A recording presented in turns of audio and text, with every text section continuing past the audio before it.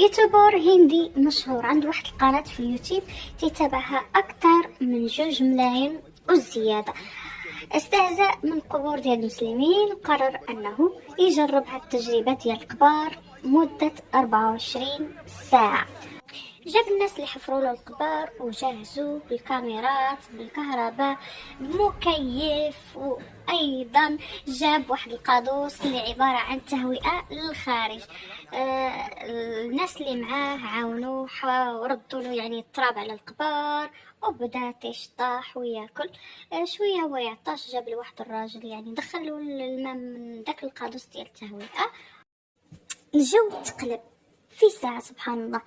رياح قوية، الرعد تيضرب، البرق تيضرب، واحد الشتا اللي خايبة بزاف، وتخلعوا حيت الماء دخل ليهم القبر. الناس اللي معاهم حاولوا ما امكن انهم ينقذوهم